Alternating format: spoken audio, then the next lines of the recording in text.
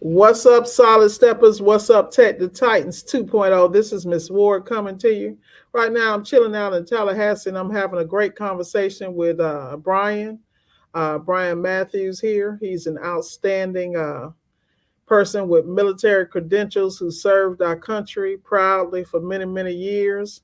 And he has transitioned into not only appliance repair, I like to say appliance repair plus, because this guy is like what I like to call a Swiss Army knife. He's got a strong electrical background and he's using that business acumen to take it to the next level. So, Brian, welcome to the podcast. Anything you Thanks for want to having me. It's a anything pleasure. you want to say to the people when we get started? Uh, well, I just tell you a little bit about me. Like I say, I'm Brian Matthews, originally from Tennessee. 20 years in the military, Air Force. About say 3 years ago, I was trying to plan my exit strategy on what I was going to do for the second chapter of my life. And Thanksgiving of 2019, I was riding home from San Antonio back to Tennessee. I had a 12-hour trip, and I was listening to Mike Sneed and TMM. And by the time I got home for Thanksgiving, I was like, I think I found out what I'm gonna do, and went down that rabbit hole. And 3 years later, here I am. Outstanding, outstanding. So we're gonna get down to the questions. I'm sure a lot of things that people have, questions they have in response to how transitioning out of a position, leadership position in the military, working with other people, training people under you, having to report to people. What is the one thing? Well, I'll give you two. The two things that stand out to you that has helped you in your, because we're going to do two things that helped you in creating your appliance repair business as far as training and things of that nature, and two things that held you back. Uh, well, two things that helped me. One, my last job before I retired was I was a drill instructor, and that got me way out of my comfort zone because growing up, I always had a fear of public speaking because I was a country kid, had a country accent, I always got made fun of. So once I became a drill instructor, I was forced to be in front of 52 people and train these men and women on becoming an airman in the Air Force. So that forced me to teach and get out of my comfort zone and publicly speak, and to be able to teach. So that helped me out a lot. And the other one would be the training side of it, more seeing how the Air Force is structured with their training. Very structured in the way that you take somebody from knowing nothing about the military by the end of the 7.5 weeks they're an airman. So bringing that structure over to the appliance repair side, to the business side of it, to um, set up and get my structure the way it should be. And I'm still learning. It's a growing process. It's an ongoing process. So I listen to a lot of podcasts. Yourself, Service Alliance, Brother B, anybody that has a podcast, I'm all ears because I feel like I'm a young pup in the game. So, and any advice or any help that I can get from anybody, I'm all ears.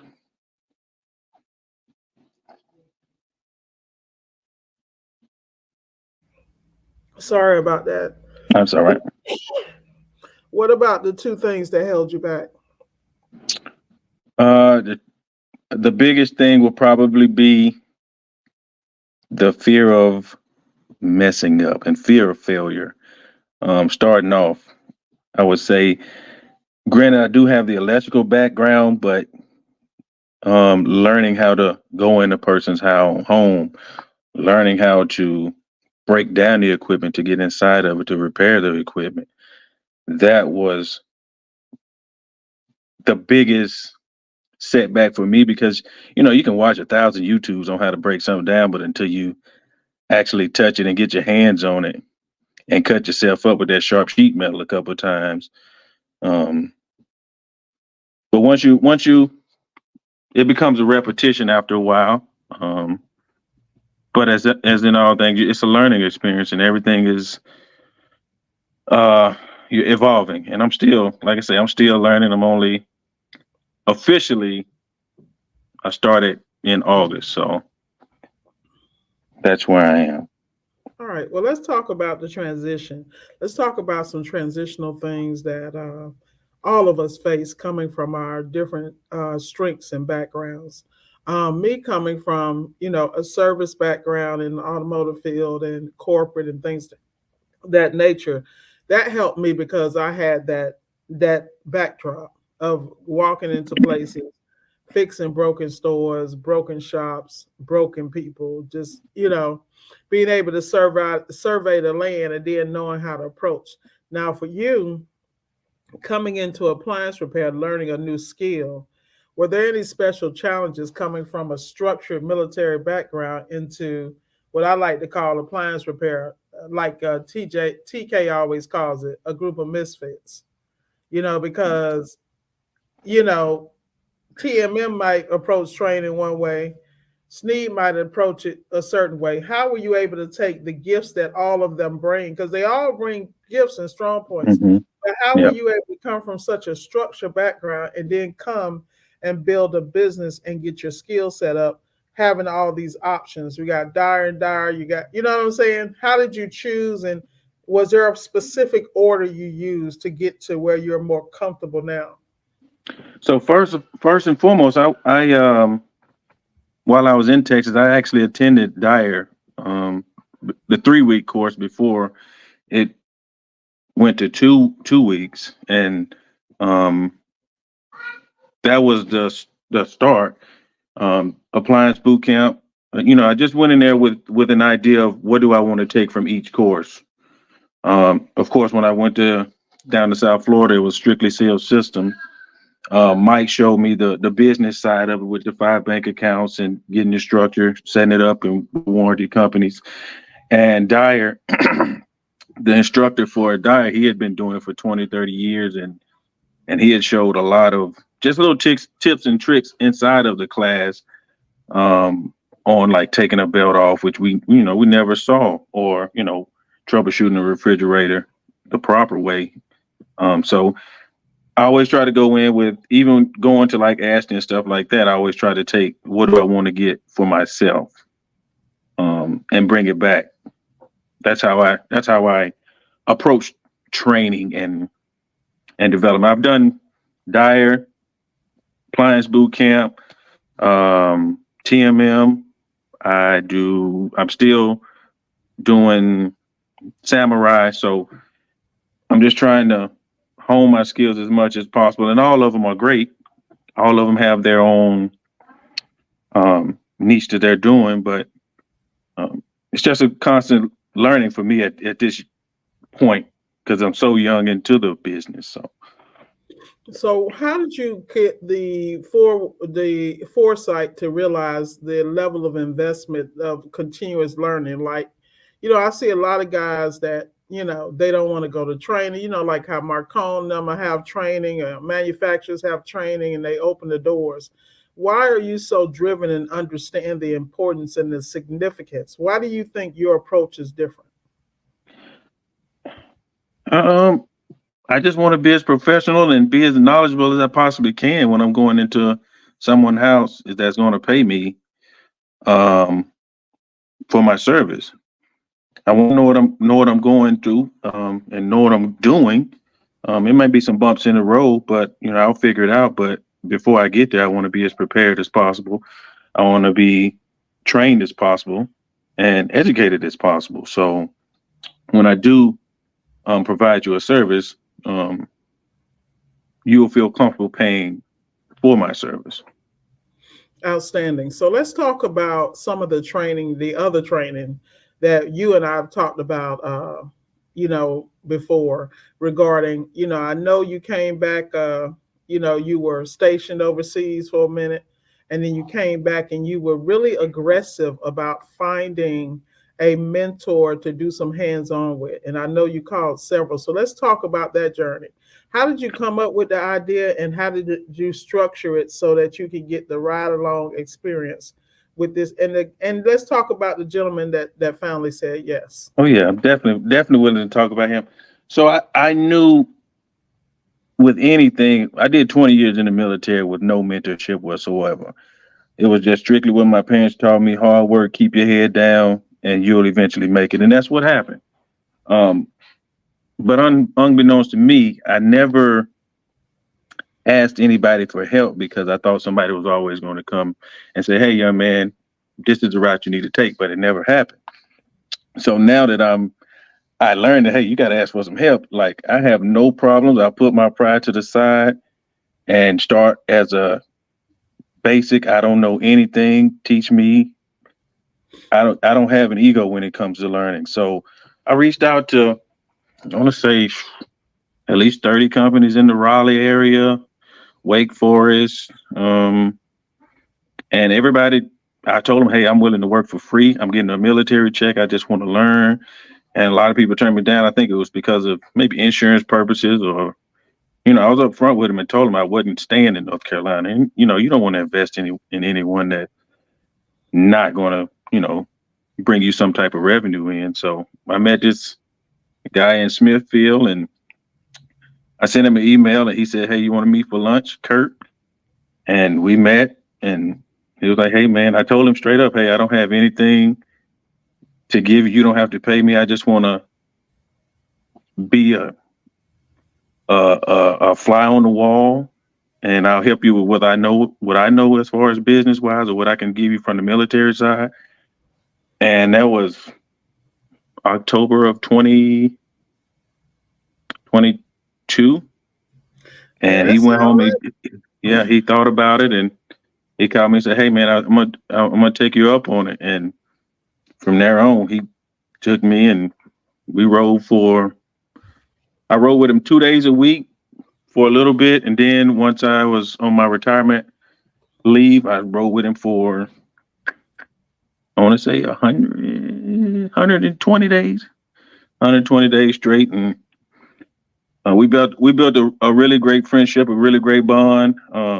Learned a ton, the good, the bad, the ugly. I seen he gave me access to all of his business, which, that says a lot about him to be open enough to do that. And I really appreciate it, because the one thing that I took from him, the biggest thing that I took from him, was the way he treated the customers. Very easygoing guy.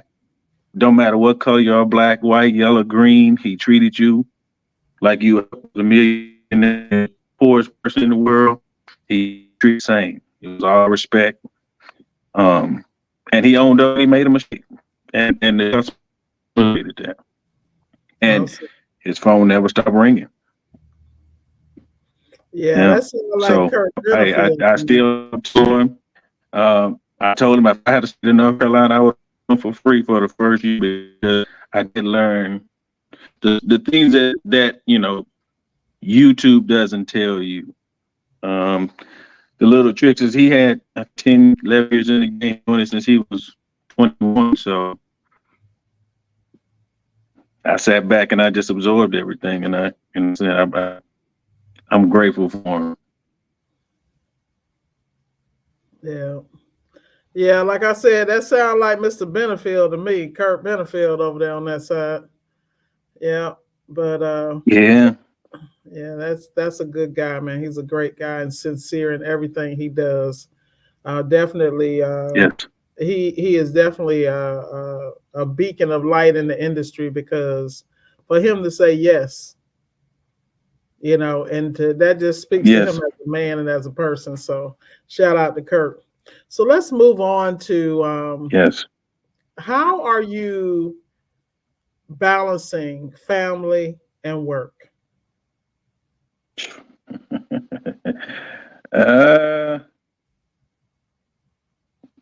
That's a tough question to answer, because it depends on the day or the week.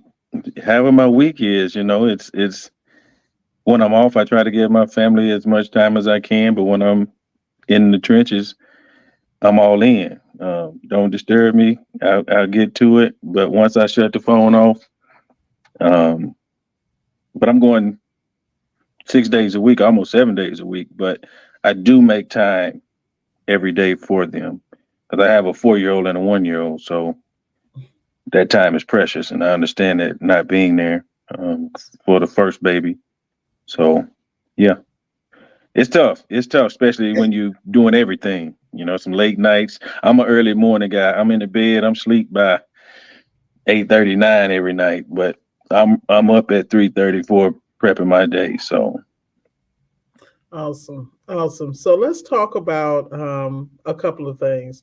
Now, I know that you are in a smaller town. mhm. Okay.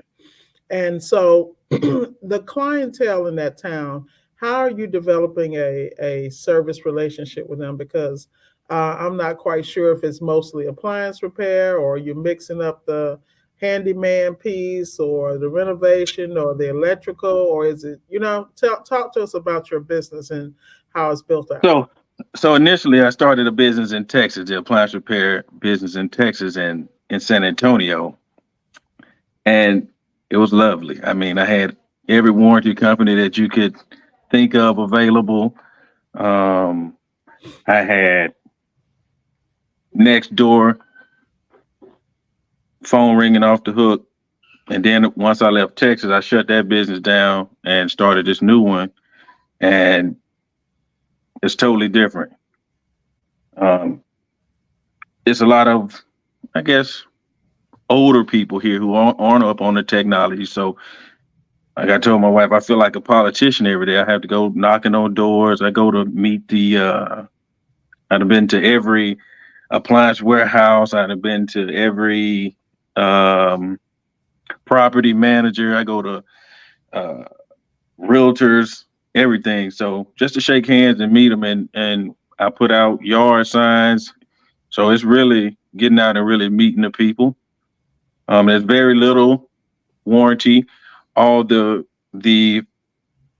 manufacturer authorized, they're all taken. So I gotta find my way into the market, and that's what I'm dealing with right now. Just trying to get my calls up because it was lovely when the calls were coming in the warranty side, but it's slim here, so it's really gonna be more COD um, related. Which I want to build that relationship with the customer as well because I do enjoy um, meeting the people and providing them a service because they everywhere I meet they say it's needed, but um, I just gotta get enough business cards out there and enough work to get my name out there. So in your area, do you have a chamber of commerce? Yes. So definitely look into joining that. And with those areas, there's a, yeah, yeah, chamber of commerce, definitely. Yeah, I met a guy the other day. He saw my yard sign and he's really helped me out. We went out to breakfast and he owned a appliance repair store 30 years ago. Um, but he moved to Thailand and became a missionary. So, but he seen my yard sign and he gave me a call and he's really been helping me out with um bringing some work my way. And I thought that was really nice of him. I think he kind of like took a liking because no one really around here does it. A Hmm. lot of people have to come from Memphis to repair the appliances, and he was like, "I'll get your name out there." He seemed like an honest guy, so I appreciate him for that as well. Yeah, well, I would definitely take another look at the warranty companies,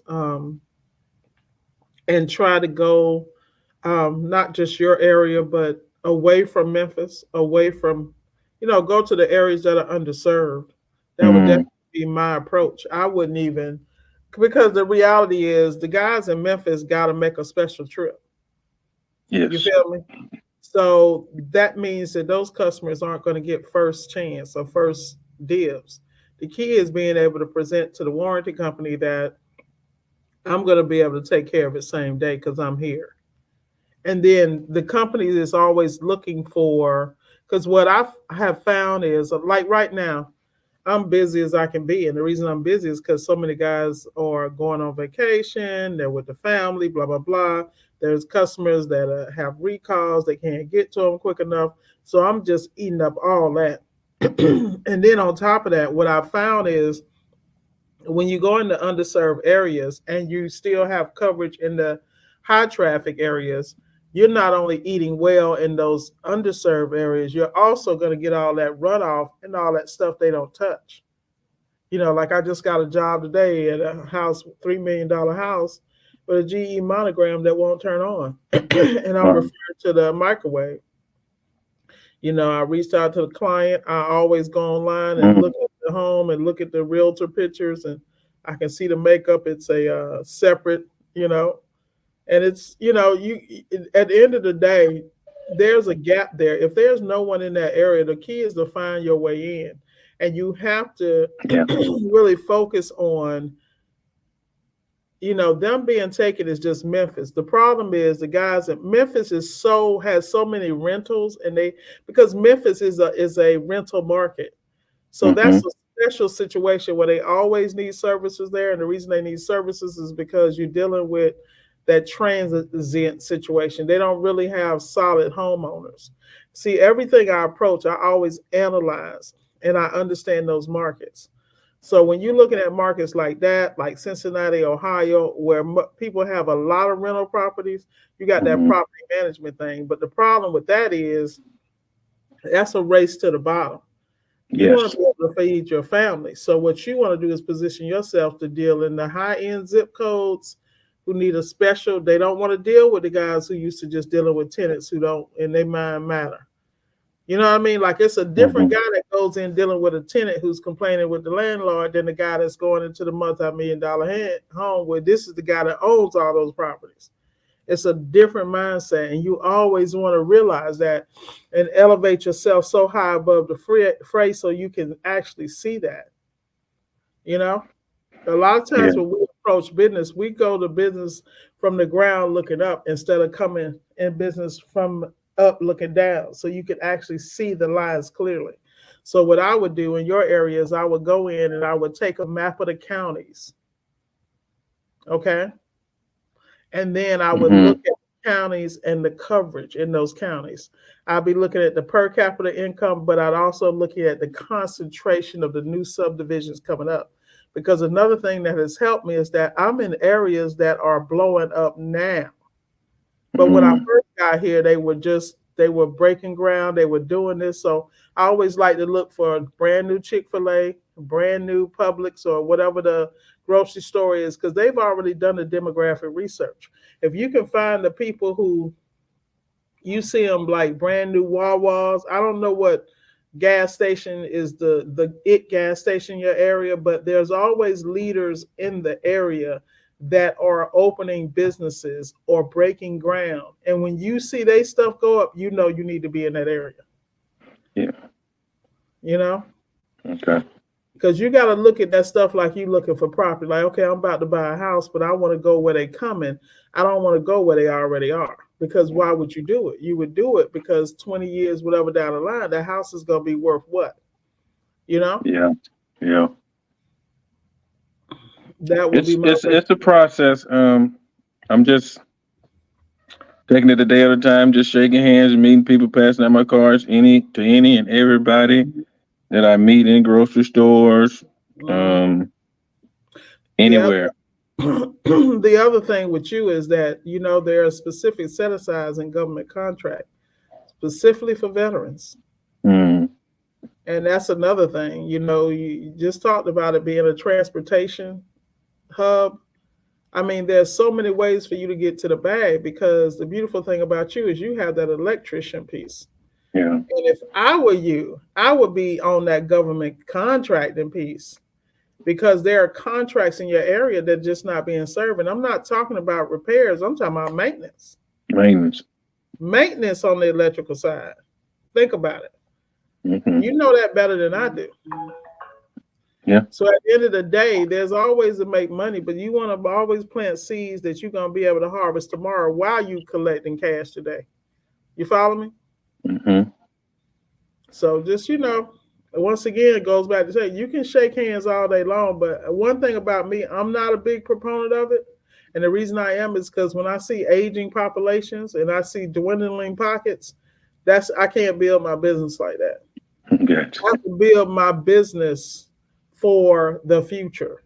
So I can take care of mom and pop and be polite and do good in the hood and take care of the old folks and all that stuff. But I got a foundation for that. You already Yeah, know how I move. You know what I'm saying? So at the end of the day, you have a growing family. So your mindset just has to be at a whole nother level. And you also got to make sure the people that you're getting instruction from are at that elevated level. yeah, Because the problem with getting instruction with people that are right here with you, y'all both gonna be sitting right there. That's why your round table always has to mature, with your direction, you know, because you bring something that those city slickers in Memphis don't, which is integrity, ethic, hard work, and you're a structured, disciplined military guy. You got everything. You bringing the whole bag to the table, and you clean mhm, cut and look the part, and you a guy. Look in your eyes. I know I can trust you. Everybody don't have that, Brian. I'm telling you what I know. Yeah, yeah. but anyway, so much for your coaching session during our whatever. I'm I'll pay always you later. yeah, but I'm the kind of person that I only speak when I realize it's not me. I understand I'm simply the vessel, so I'm just sharing that with you because that is what dropped in my spirit. So we're gonna No, get and I back. appreciate that because, like I say, when I, you came up on my YouTube algorithm, and you know, what you when you spoke, you kind of spoke to me, so that's why I reached out to you to get a consultation to see what you had to offer. And I mean, of course, you're a straight shooter, but everything has been nothing but help from Yeah, the credit side, business credit, setting up all of that, setting up the business structure. So I appreciate you yeah, um, I know, for man. for helping me out and taking me on as a client. Yeah, well, So I only deal with the real ones. Ask all the haters who know they got rejected. But anyway, I still love y'all though. I'm just not the coach for you.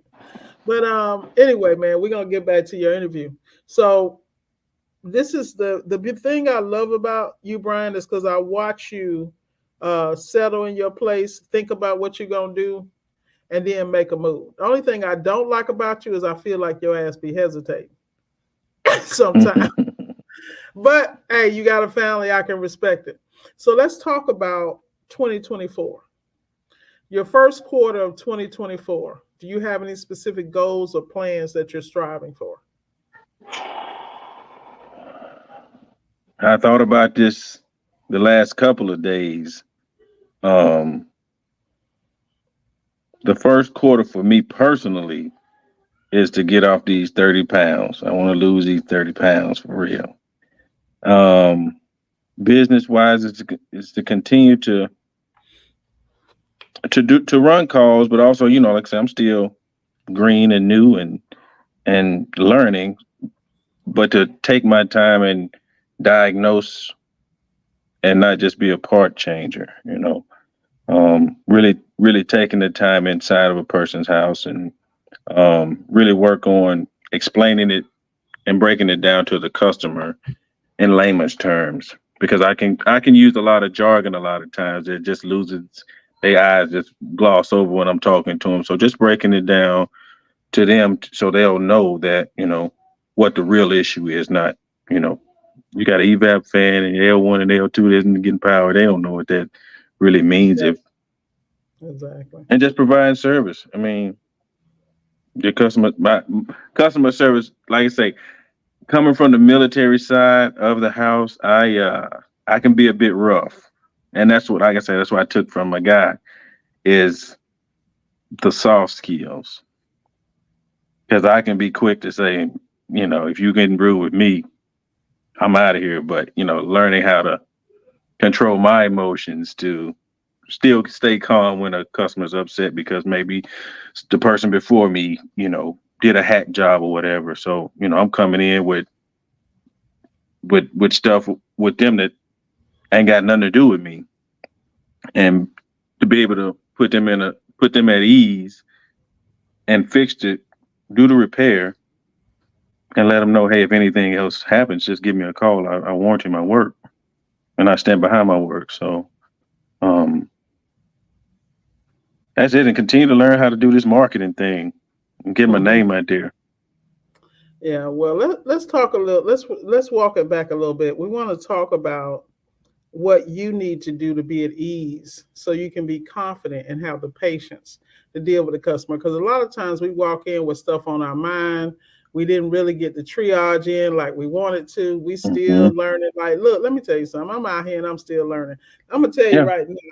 I got two appliances and schematics here that I'm going to study because whenever I go on a job and it takes me longer than it should, I know, okay, that's a flag. Let me get it because I'm gonna see this again and I need to be on it, on it, on it, on it. So when you're having the opportunity to triage, because the thing I worry about with you is that Lone Ranger stuff you got going on. I would love to see you with an apprentice or to have a weekend class for some young men or young women where you're actually teaching someone. Because I think the best way for anybody to learn is really to teach somebody. Like my apprentice get on my last nerves, but I learn so much when I'm working with him because I'm like, how does that really work again? Like I Yeah. thought I knew, you know what I mean? So you may want to look into that. So let's talk So about you the say that my nephew and them they've been out of school for um Christmas break this week, and I take him. He's 10, and I take Mhm. him along with me to Awesome. because I want him to have kids today they all in their phones, so I want him to start meeting people and not being scared. Don't be afraid and have a fear of public speaking like I did when I was a kid. And like you say, he asks questions, and I'm just like, okay, let me see if I can explain this for you. I know you don't understand electricity, but let me see if I can explain it to you how this evaporated. Because we work on a lot of refrigerators, so frosted over evap fans and stuff like that. So explaining to him the how a refrigerator works and just getting this. Everybody's using technology now, but nobody uses their hands. So teaching them how to use a drill, screwdriver, and stuff like that. So, but it is challenging because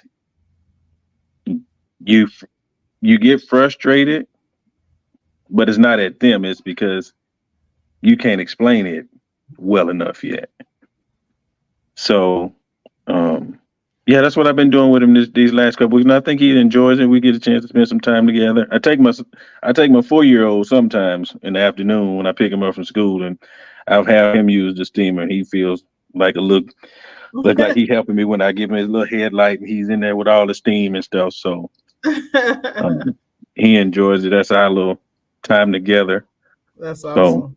That is awesome. That's yeah, awesome to be able to share that though, because those are memories and that's a special bond. So that's awesome, man. That is awesome.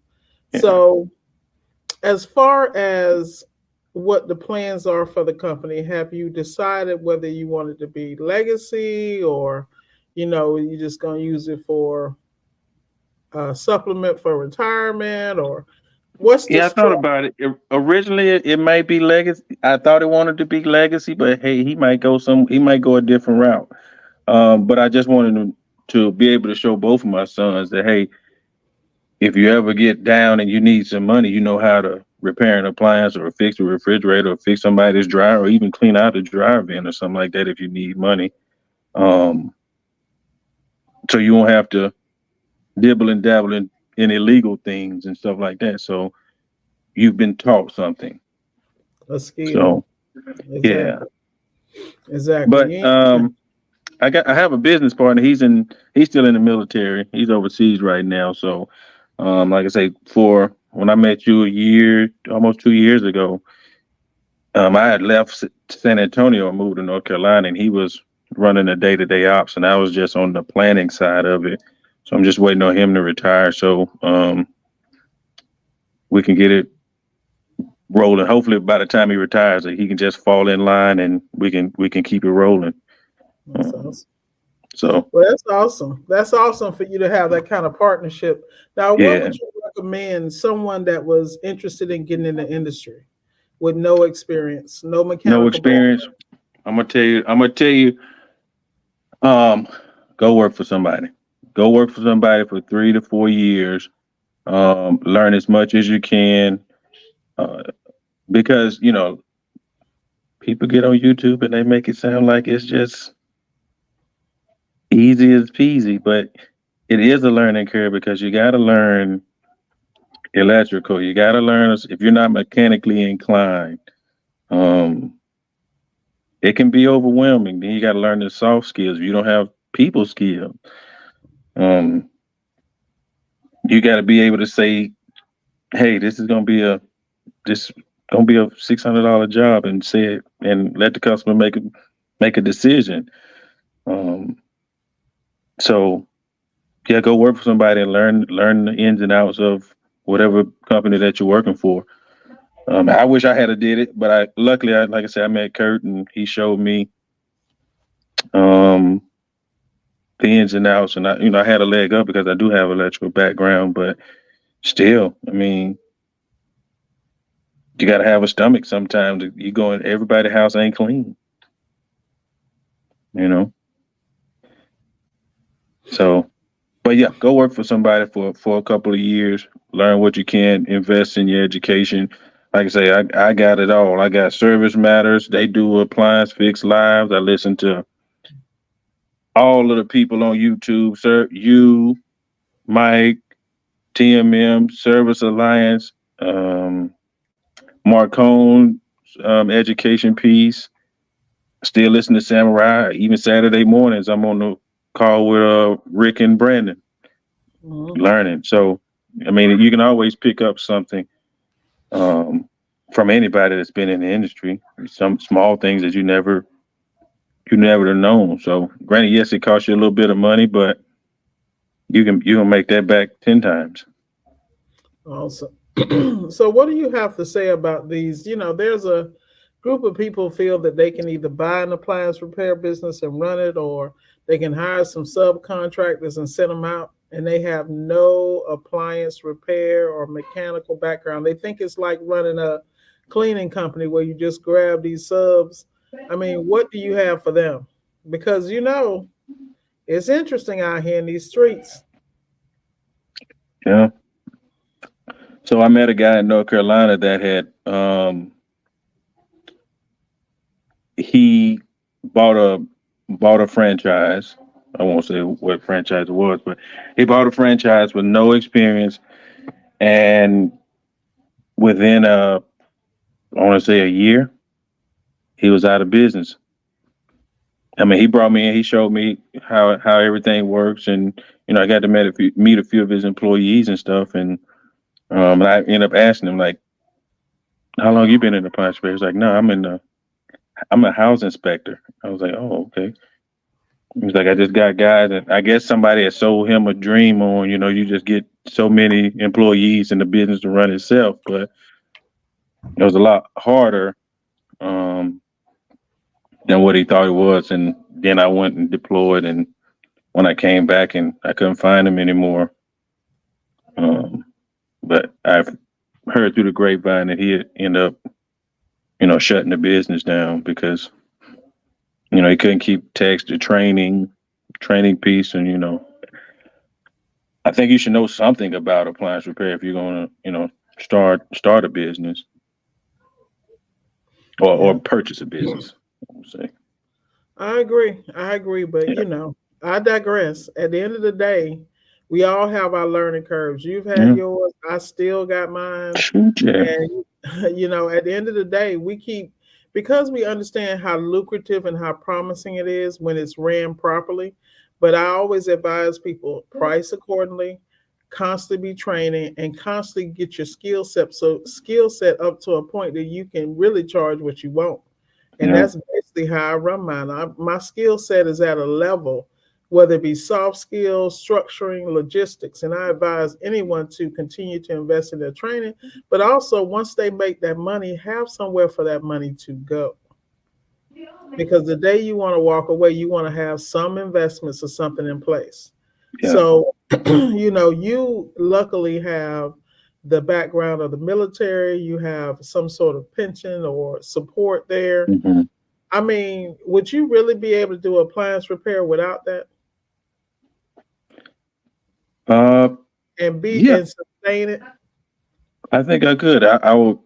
probably be working a lot longer hours. But yeah, like I said, all you got to do is show me. And I seen that in North Carolina because he was in a town similar to mine, and his phone rang off the hook, but he provided a excellent service, and people paid for it. Even when he went up on his prices, we talked about going up on prices, and he went up on his prices, and because he was who he was, people paid him, and he didn't have an issue with any. The whole time I rode with him, nobody gave him any pushback on the price. Nobody. Yeah. And I talked to him the other day. He said I just went up on my rates again because you know the price of things are going up. I don't know if you know. Been reading the thing on Marcone. They finna go up on shipping. Yeah, Whirlpool, January yeah, 14th. Exactly. yeah, Yeah, well, dude, I look that from day one. If Miss Ward didn't tell anybody anything else, what did I say? Charge accordingly. yeah. What the market will bear. I have always said that. I could care less what people said because I know. And right now, I've been in it since 2019 part time and then went full time. And let me tell you, you would not believe the number of businesses I have watched close. As we speak, there are people struggling because they kept doing business regular because they was making a little bit of money and they thought it was real money and everything's gone up and they didn't go up. So now, man, I'm telling you, I'm watching it. I look, I got a video coming out and I'm announcing right here. Stay away from broke people. That's the So, video. so let me ask you this, Jess. I'm always curious because when you're on the higher end side of thing, before regular old country town guy like myself, Hmm. my concern is charging so much that they just may end up replacing the appliance altogether. Well, that's why you got to know your market. That's the You got to know your market. See, the thing is in every town there are people who take care of their stuff. Prime example: you can go into a house, go in the driveway, and see a 1994 Cadillac, and you can eat off the hood. What does that tell you about that customer? they take care of everything. They probably take care of everything that they got. And if it's broke, they're gonna fix it. Yeah. So it's how you look at each situation. I think that if you're dealing with a town, and it just depends on the appliance itself. So I always tell people study your market. So in your area, I don't know, is it mostly Whirlpool, GE, It's Whirlpool. It's a Frigidaire? mixture of everything. Memphis is a lot of Whirlpool. The other areas that I'm working in, there's a lot of Whirlpool and GE. Time GE. So what I would do in a smaller area, I get my tech game up. And the reason I say that is because in that situation, you can't afford to go in. And excuse me, I'm getting over a That's all right. cold. So give me 1 second.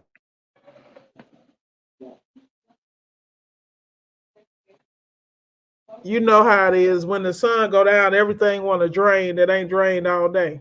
So Mhm. when you're in a smaller town, your stuff has to be precise. So prime example, a lot of times people go and work on a GE or they go work on a Whirlpool and they replace a fan and it ain't a fan issue, it's a thermistor. You know how many people missed the thermistor, but then they didn't put a pricey fan on when it needed a thermistor, or it's an Mhm. issue with the board. Or it's something you don't even need to replace. You just need to move the thermistor a little further down the evaporator. That's Mhm. training. So then you can charge your 350, 450, but you made so much profit because you're using less parts because you're not guessing. You follow me? Mhm.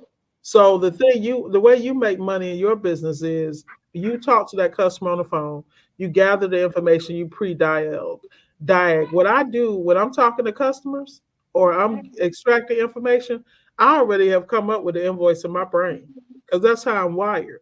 So I Mhm. have the conversation and I can feel the customer out, see whether they're going to pay for this or not. And I may be able to advise them on the phone. You may want to purchase, but I will advise you that the new ones aren't as good as the one you have. You've had it for X amount of years. They're still making parts and it's reliable. Prime example.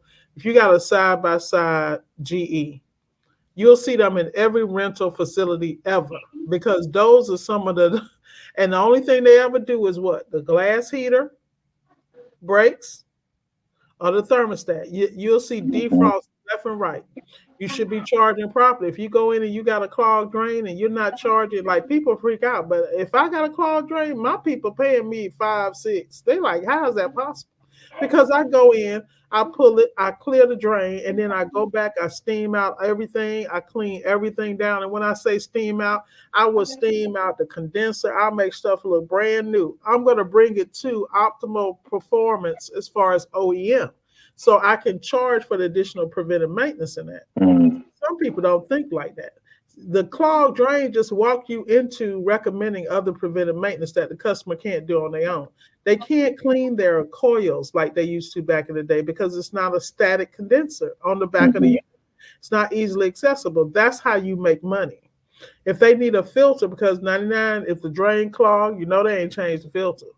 I'm just keeping it real, Yeah. you know? But see, I look at my customers very different than most people, because I understand I'm providing a service at this level, that level, that. Now you might walk in with a single mom or whatever, that's still 350. You still ain't using no dang parts. Think about it. Yeah. So and it's gonna take you less than an hour. So guess what? That was a come up. So you do 2, 3 of those a day. That's still 1,000 a day. That's 5,000 a week. You got to think at it. The thing about appliance repair, you have to dissect it, and you Mhm. got to dissect your steps. So, prime example, like I tell everybody, my goal is always 100,000 a month. They're like, "What?"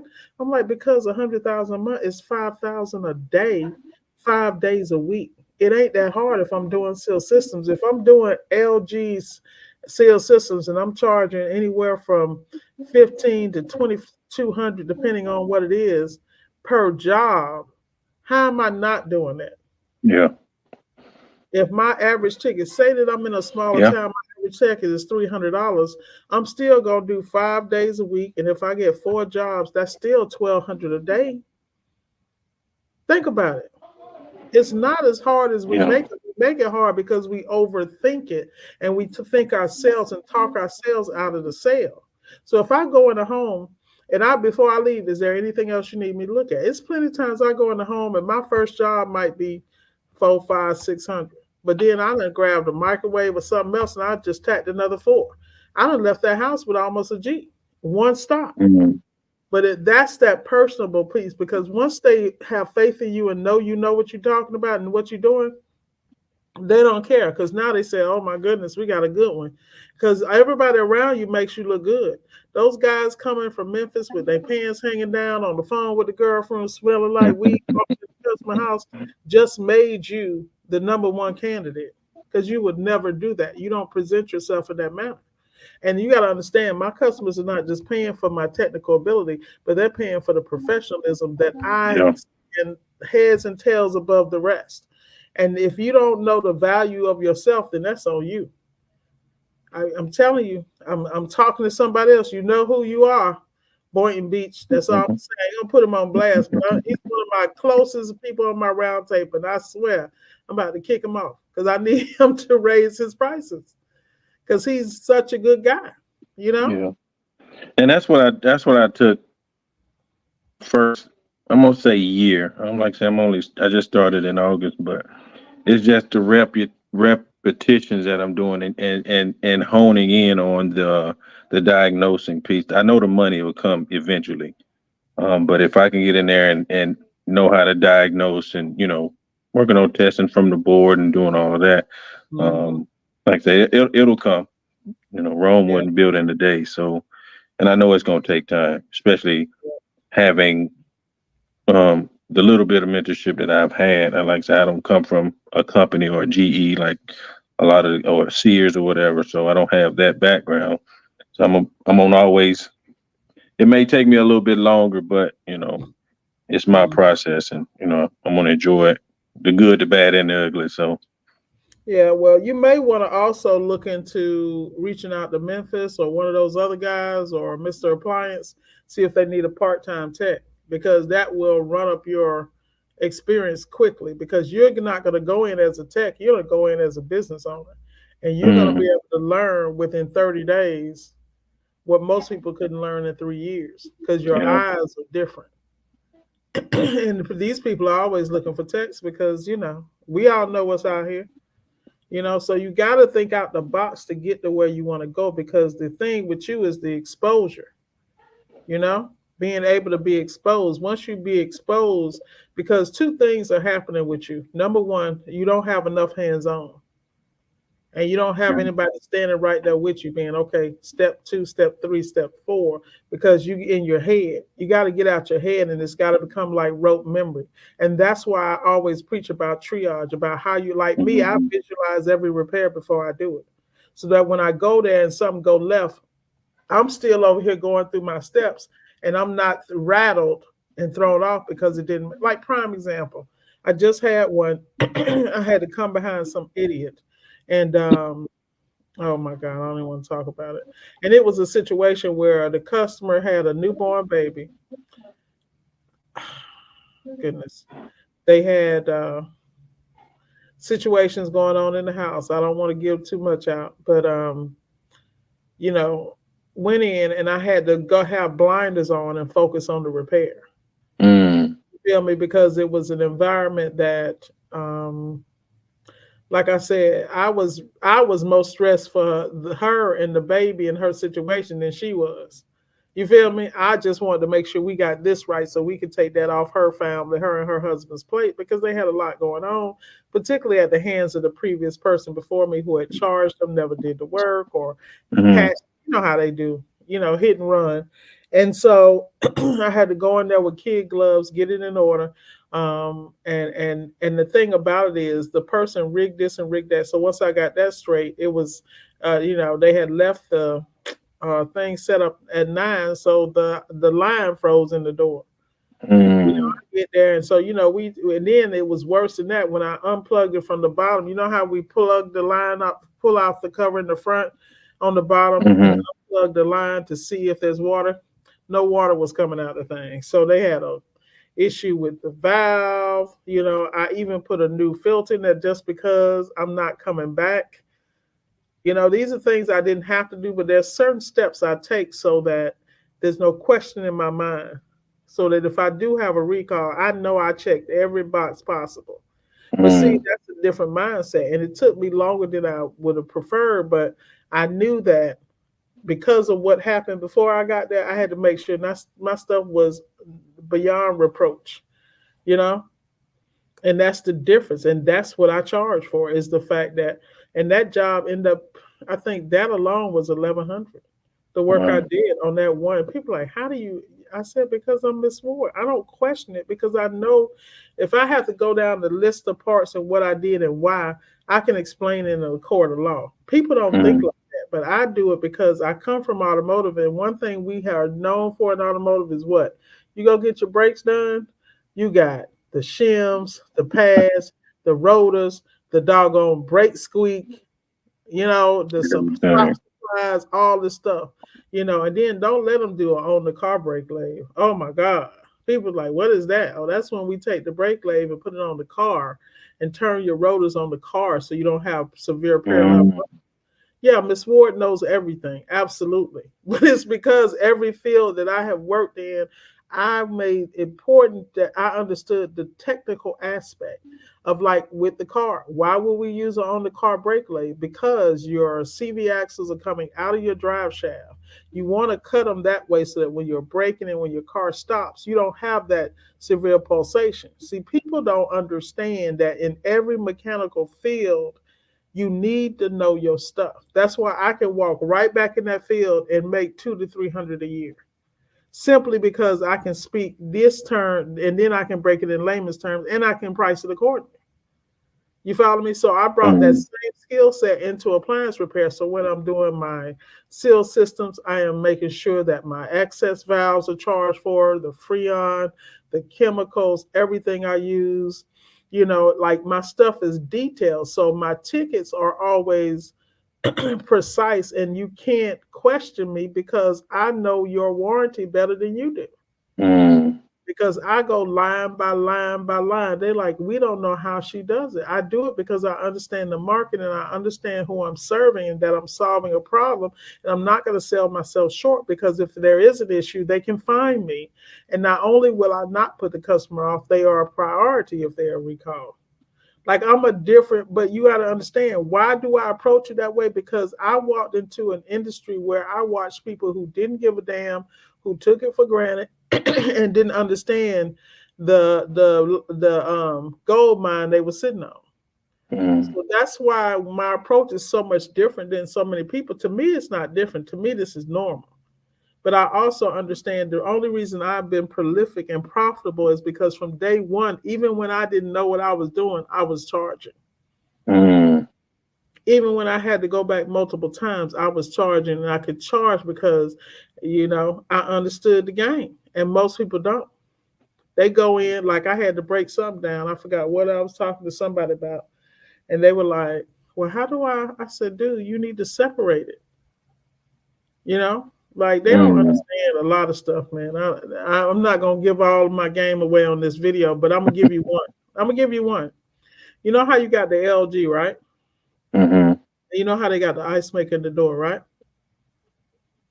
When you're pricing that out, most people do it as an auger assembly or whatever, and that part is usually about 250 or whatever. Now the market that for the market that job that should be priced out at 420, period. But this is Mm, what people mess up. If you take that apart, the ice maker is separate from the auger. You're supposed to line item it like that. People don't know that. You do ice mm, maker 284.61, auger assembly with motor 382. I just went to that just became $600. yeah. Think about. But most people don't think that way because they don't understand. They patching stuff. I don't understand how people get paid around here. Because they patch and they trying to do the cheapest route and then get a recall and you still end up replacing it. If they sell it as one complete place, put it on and you do it quicker and you still charge what is it called? Blue book or whatever. Blue The book. yeah, Mm, blue book. Blue Book calls for 2.5 hours. It took you 30 minutes. Really? Yeah, that's business. yeah. I can't help my expertise help me do the job quicker. That's what I'm talking about, what people don't understand. They're so busy trying to sell from their pocket instead of being a professional.